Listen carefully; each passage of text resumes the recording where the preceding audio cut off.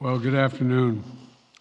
Yesterday, Vladimir Putin recognized two regions of Ukraine as independent states. And he bizarrely asserted that these regions are no longer part of Ukraine and their sovereign territory. To put it simply, Russia just announced that it is carving out a big chunk of Ukraine. Last night, Putin authorized Russian forces to deploy into these regions. Today, he asserted that these regions are actually extend deeper than the two areas he recognized, claiming large areas currently under the jurisdiction of the Ukraine government. He's setting up a rationale to take more territory by force, in my view. And if we listened to his speech last night, and many of you did, I know, he's setting up a rationale to go much further. This is the beginning of a Russian invasion of Ukraine, as he indicated and asked permission to be able to do from his Duma. So let's begin to, I'm going to begin to impose sanctions in response far beyond the steps we and our allies and partners implemented in 2014. And if Russia goes further with this invasion, we stand prepared to go further as with sanctions. Who in the Lord's name does Putin think gives him the right to declare new so-called countries on territory that belong to his neighbors? This is a flagrant violation of international law, and it demands a firm response from the international community. Over the last few months, we've coordinated closely with our NATO allies and partners in Europe and around the world to prepare that response. We've said all along, and I've told Putin to his face more than a month ago, that we would act together. And the moment Russia moved against Ukraine, Russia has now undeniably moved against Ukraine by declaring these independent states. So today, I'm announcing the first tranche of sanctions to impose costs on Russia in response to their actions yesterday. These have been closely coordinated with our allies and partners, and will continue to escalate sanctions if Russia escalates. We're implementing full blocking sanctions on two large Russian financial institutions, VEB and their military bank. We're implementing comprehensive sanctions on Russian sovereign debt. That means we've cut off Russia's government from Western financing. It can no longer raise money from the West and cannot trade in its new debt on our markets or European markets either. Starting tomorrow and continuing in the days ahead, we'll also impose sanctions on Russia's elites and their family members. They share in the corrupt gains of the Kremlin policies and should share in the pain as well. And because of Russia's actions, we've worked with Germany to ensure Nord Stream 2 will not, as I promised, will not move forward. As Russia contemplates its next move, we have our next move prepared as well. Russia will pay an even steeper price if it continues its aggression, including additional sanctions. The United States will continue to provide defensive assistance to Ukraine in the meantime, and will continue to reinforce and reassure our NATO allies. Today, in response to Russia's admission that it will not withdraw its forces from Belarus, I have authorized additional movements of U.S. forces and equipment already stationed in Europe to strengthen our Baltic allies, Estonia, Latvia, and Lithuania. Let me be clear, these are totally defensive moves on our part. We have no intention of fighting Russia.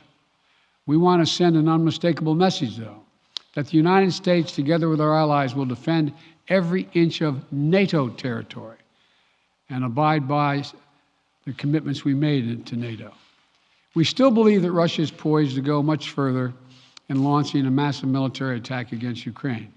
Hope I'm wrong about that, hope we're wrong about that, but Russia has only escalated its threat against the rest of Ukrainian territory, including major cities and including the capital city of Kyiv. There are still well over 150,000 Russian troops surrounding Ukraine. And as I said, Russian forces remain positioned in Belarus to attack Ukraine from the north, including warplanes and offensive missile systems. Russia's moved troops closer to Ukraine's border with Russia.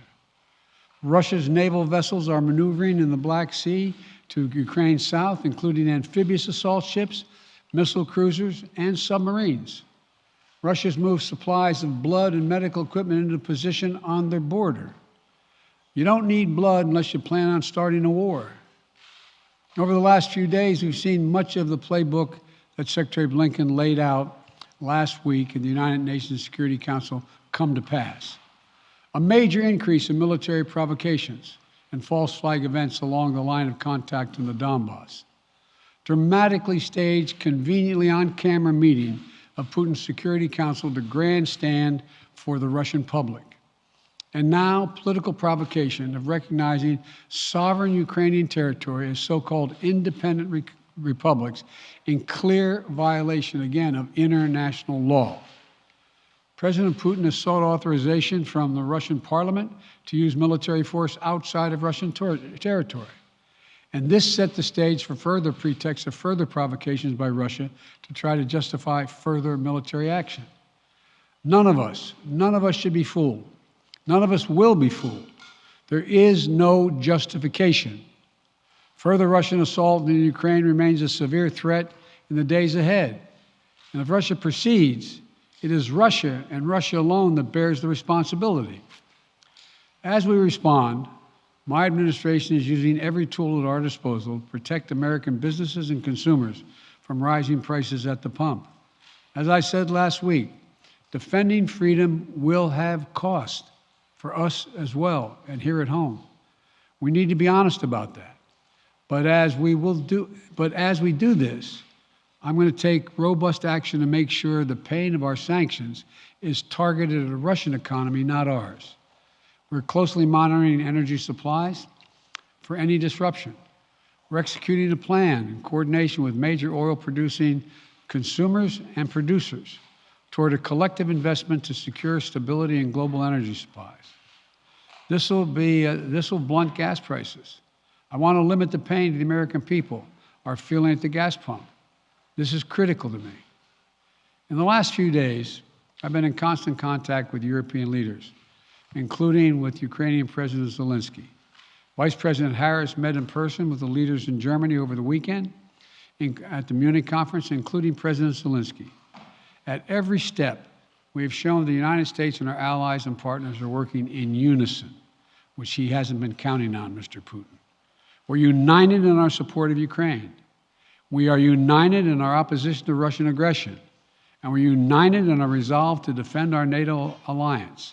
And we're united in our understanding of the urgency and seriousness of the threat Russia is making to global peace and stability. Yesterday, the world heard clearly the full extent of Vladimir Putin's twisted rewrite of history, going back more than a century, as he waxed eloquently, noting that, well, I'm not going to go into it, but nothing in Putin's lengthy remarks indicate any interest in pursuing real dialogue on European security in the year 2022. He directly attacked Ukraine's right to exist. He indirectly threatened territory formerly held by Russia, including nations that today are thriving democracies and members of NATO. He explicitly threatened war unless his extreme demands were met. And there is no question that Russia is the aggressor. So we're clear-eyed about the challenges we're facing. Nonetheless, there is still time to avert the worst-case scenario that will bring untold suffering to millions of people if they move as suggested. The United States and our allies and partners remain open to diplomacy if it is serious. But when all is said and done, we're going to judge Russia by its actions, not its words. And whatever Russia does next, we're ready to respond with unity, clarity, and conviction. We'll probably have more to say about this as it moves on. I'm hoping diplomacy is still available. Thank you all very much.